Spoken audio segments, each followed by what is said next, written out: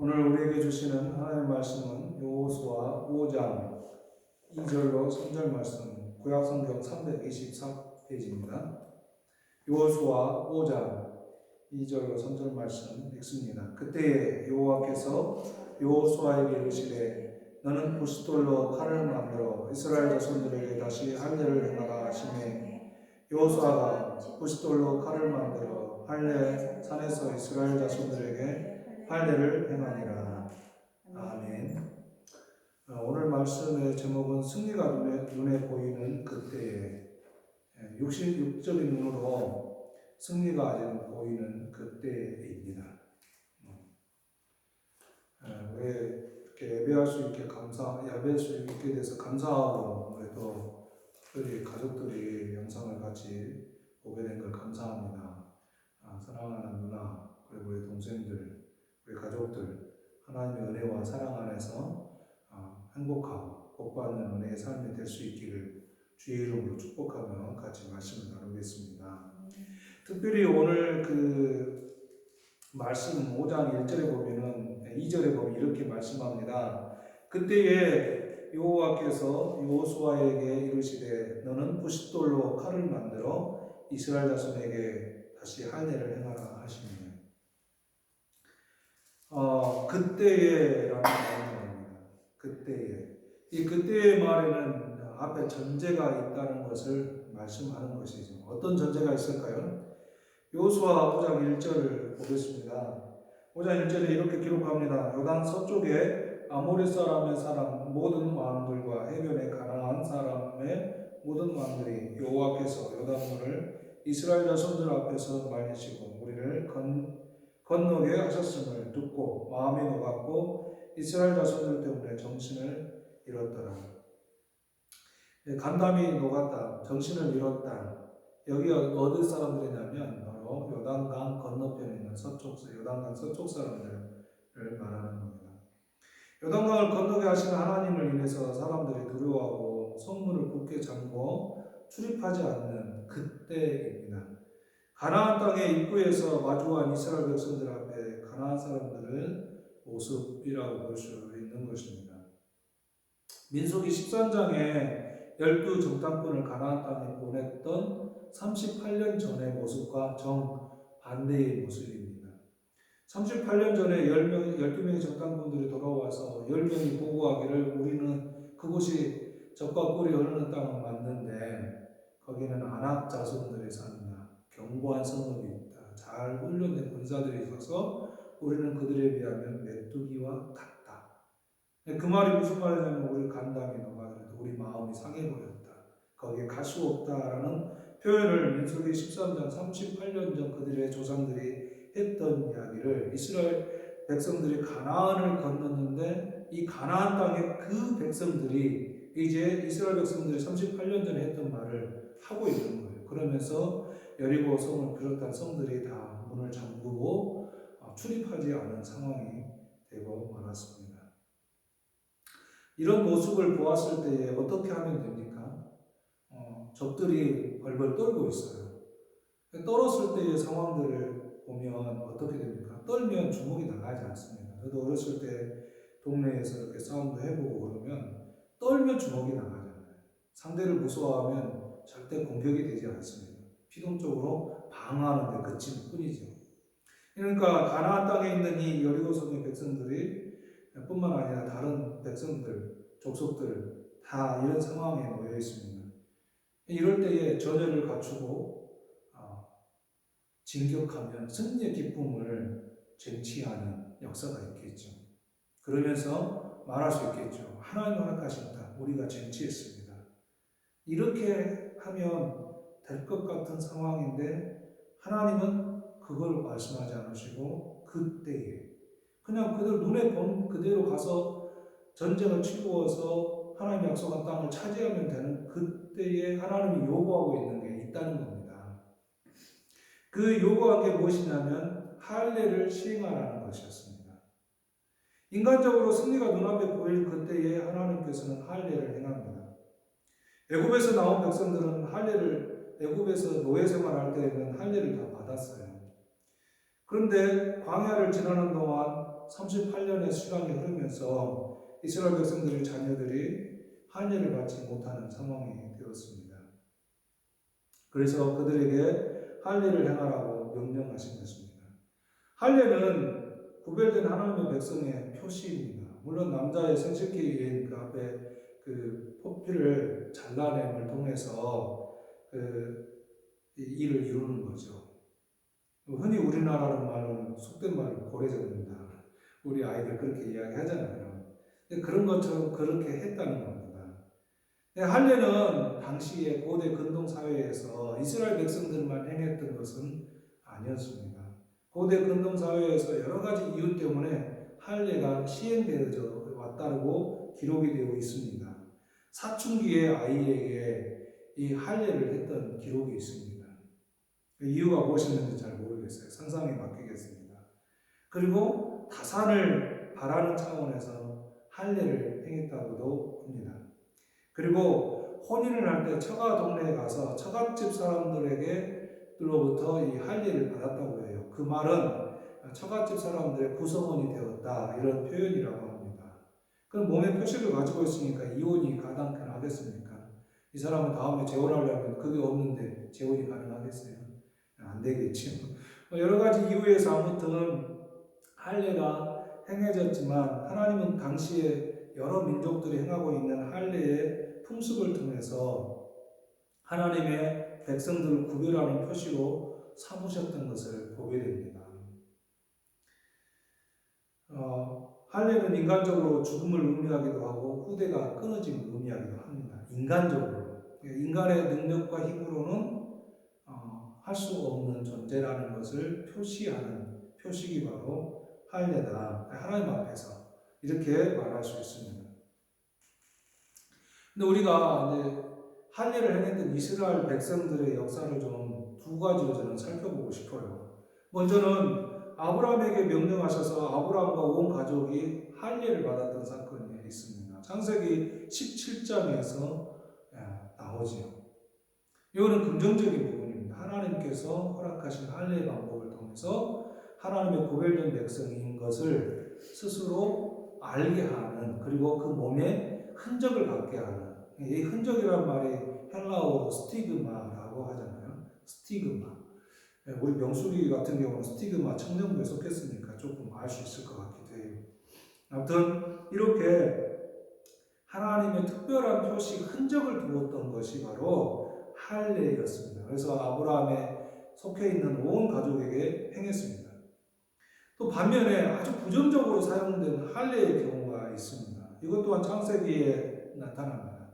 창세기 34장에 보면은 야곱의 아들들이 몇 명입니까? 12명 아닙니까? 거기에 유일한 딸이 하나 있었습니다. 누구냐면 레아를 통해서 낳은 디나가 있었어요. 디나의 그 오빠들이 있는데 시므온과 레이입니다.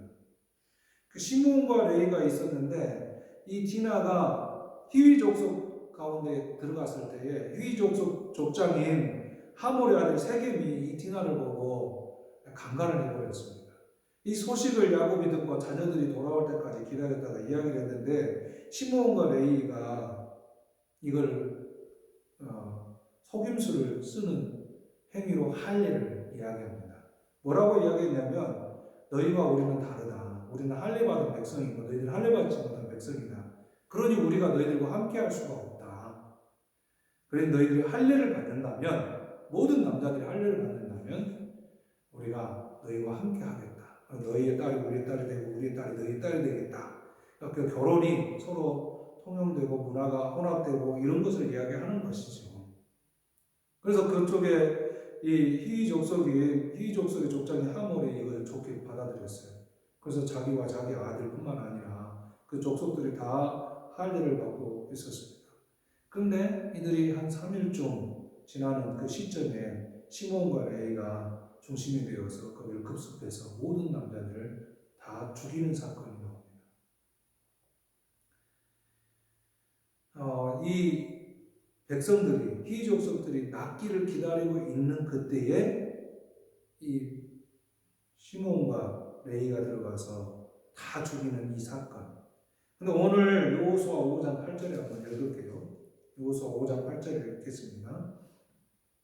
또 그 모든 백성에게 할례를 행하기를 마침에 백성이 지인 중 각 처소에 머물며 낫기를 기다릴 때에, 이스라엘 백성들도 이 낫기를 기다리고 있었습니다. 어디에서? 사실 적진이라고 할 수 있는 가나안 땅, 요단강을 건너서 가나안 땅에 들어가가지고 처음으로 시행하는 게 할례입니다. 그 할례는 최소한 3일, 4일을 기다려야만 회복이 되어집니다. 회복도 온전한 회복이 아니에요. 그런데 그 적진 앞에서 할례를 한다. 말이 됩니까? 하나님의 요구가 이것이었습니다. 인간적으로 보면은 이것은 상식에 어긋나는 것이죠. 인간적인 계산에 따져보면 절대 해서는 안 되는 그런 상황입니다. 그런데 하나님께서 그들에게 요구하셨고 너희들은 나의 선택된 백성이다. 특별한 백성이다라는 것을 말씀하셨던 것입니다. 오늘날 우리가 하나님의 특별한 백성이 되는 비결이 뭡니까? 할례를 행하는 것 아닙니다. 할례를 행하는 것이 아니라 하나님이 내신 방법을 믿는 것입니다. 이스라엘 백성들에게도 가나안 땅에 들어가서 할례를 행해서 하나님의 특별한 표시가 되어졌던 것처럼 오늘날에도 우리가 하나님의 구별된 백성, 하나님의 선택된 백성의 표시가 있습니다. 그건 뭐냐면 하나님 내신 방법을 믿는 건데 그 내신 방법이 뭡니까? 온 인류가 다 죽음을 향해서 가는 그때에 하나님께서 그의 아들 예수 그리스도를 내어주시고 그로 하여금 우리의 죄와 허물을 다 담당하셔서 십자가에 못 박혀 죽으신 것을 믿는 것입니다. 그리고 그분이 나의 죄 때문에 죽으셨을 뿐만 아니라 장사된 지 3일 만에 다시 부활하셨는 것을 믿는 것이에요. 그리고 그분이 이제 하나님의 나라에 승천하셔서 다시 오신다는 것을 믿는 겁니다. 이것이 하나님을 믿는 믿음이고 그 믿음의 표시가 바로 구별된 표시예요. 하나님이 내신 방법입니다. 인간적으로 생각해 보면, 인간적인 계산으로 보면 예수님이 어떻게 구원의 주가 될 수 있느냐, 죽음이 어떻게 사망을 이길 수 있느냐, 이렇게 생각할 수 있는 것입니다. 그러나 하나님이 내신 방법이 바로 하나님 내신 방법을 믿는 것이 바로 하나님의 구별된 백성인 것을 말씀하고 있는 것입니다. 그러므로 예수님을 믿으시기 바랍니다. 예수님 안에 있는 것이 바로 하나님의 구별된 백성이라는 것을 확실하게 깨달으실 수 있기를 바랍니다. 이스라엘 백성들에게 구별된 표시를 주셨는데 이 할례가 시행되는 동안에는 남자로서 아무 기능을 할 수가 없습니다. 힘을 쓸 수가 없고 전쟁의 용사도 아닙니다. 그저 나약한 존재일 뿐입니다. 우리가 디나 사건을 통해서 시몬과 레위가 들어가가지고 할례 받고 있던 이 희귀 족속들을 다 멸한 것을 보았을 때에 그들은 힘을 쓸 수가 없습니다. 아무 용사가 아니에요. 그동안 잘 훈련된 용사일지라도 용사가 아니에요. 그리고 생육하고 번성하라는 하나님의 말씀을 따라서 그 역사도 이룰 수 없는 순간들이 그때인 것입니다. 마치 죽은 자와 같은 모습이라는 겁니다. 이런 시간을 겪어야만 했던 것이 바로 가나안 땅에 들어가서 첫 입구에서 시행했다는 것입니다. 무엇을 의미하는 겁니까? 그 이스라엘 백성들은 하나님께 속해 있는 백성이고 그들의 모든 이 용사와 같은 전쟁을 치루어 모든 것을 얻는 것도 하나님의 뜻에 의한 것이고 그들이 생육하고 번성하는 모든 것도 하나님의 것인 것을 분명하게 말씀하고 있는 것입니다. 이제 가나안 땅의 삶은 바로 이렇게 하나님의 구별된 삶을 말씀하고 있어요. 광야에서 삶은 하나님의 직접적인 인도와 역사로 이끌어 오셨습니다. 가나안 땅에서는 이제 스스로 이 표식을 가지고 살아가는 것입니다. 우리들도 마찬가지입니다. 죽은 자와 같은 우리들을 하나님께서 긍휼히 여기시고 불쌍히 해주셔서 예수 그리스도를 보내주시고 그를 믿는 자들에게 이제 하나님이 이런 은혜를 베풀어 주시는 것입니다. 예수 그리스도를 믿음의 그 은혜로 말미암아 오늘 이 땅의 삶이 그 은혜의 삶을 누리며 살아갈 수가 있게 되는 것입니다. 하나님은 백성들에게 할례를 통해 새롭게 해 주셨던 것입니다. 그런데 백성들에게만 새롭게 한 것은 아니에요. 오늘 본문 말씀 뒤쪽으로 가다 보면 여호수아에게도 특별히 하나님이 너를 새롭게 하겠다는 의미의 대면을 하십니다. 그게 뭐냐면 뒤에 가다 보면 여호수아 앞에 여호와의 군대 대장이 출연하게 됩니다. 그래서 여호수아가 그 맞닥뜨려서 하는 말이 뭐냐면 너는 누구냐? 나의 대적이냐? 내 편이냐? 이렇게 물어봅니다. 그 무슨 말입니까? 이 독일에서는 보면은 이렇게 길을 가다 보면 할로 하고 인사를 합니다.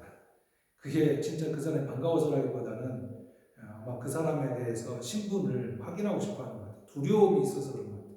특별히 지금 아침에 이렇게 뛰다 보면 요즘은 날이 밝아서 그렇지만 겨울에 뛰다 보면 한 7시쯤 뛰면 그때도 아주 어둑어둑하니까 잘 식별이 안 될 때가 있어요. 그러면 특별히 더 앞에서부터 할로 하고 인사를 합니다.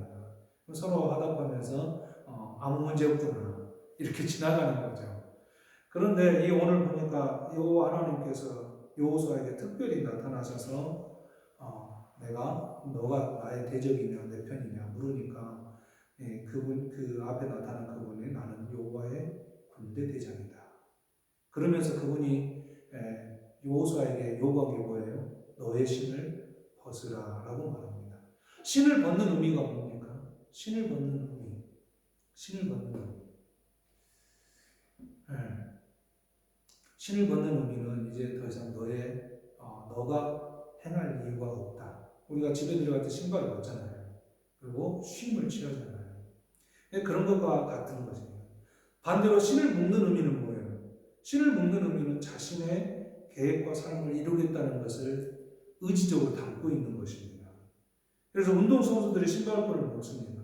다름질하는 사람이 신발끈을 동여맵니다. 이게 무슨 말이에요? 이 다름질에서 내가 최선을 다해서 결과를 내보겠다 라는 자신의 계획이 들어져 있는 것이죠.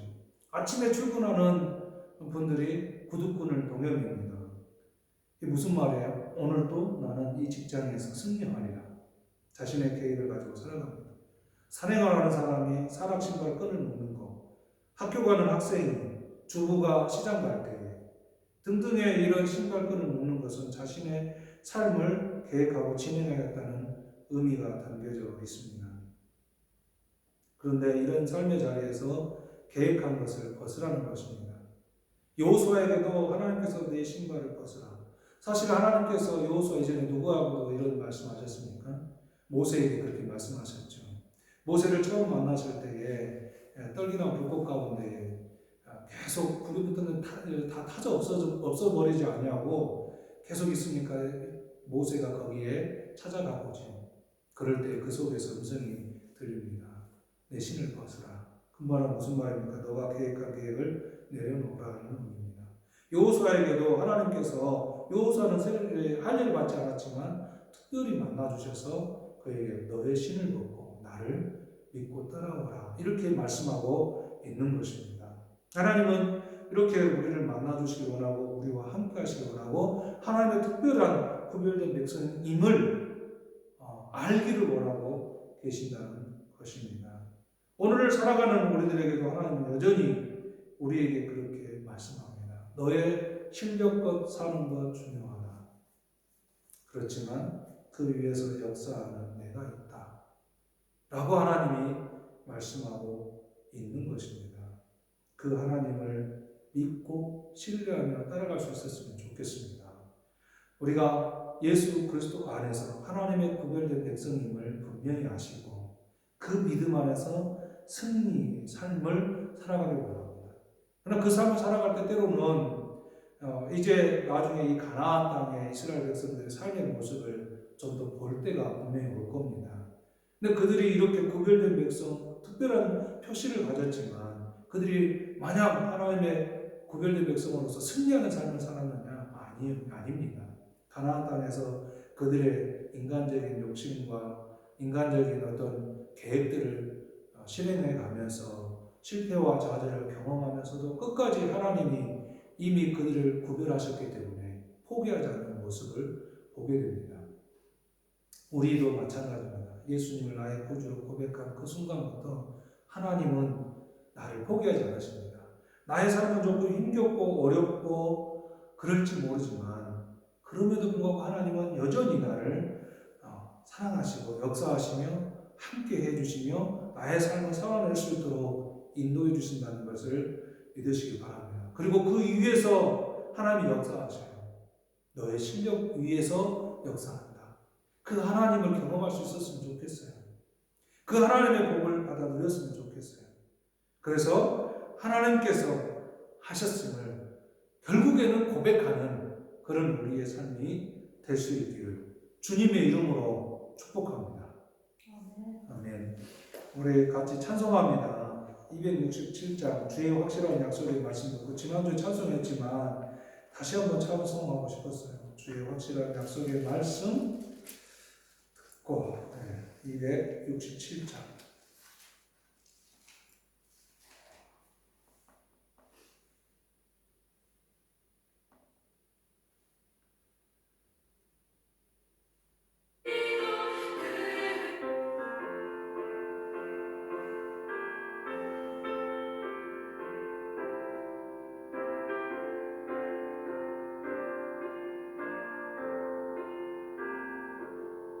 주의 확실한 약속의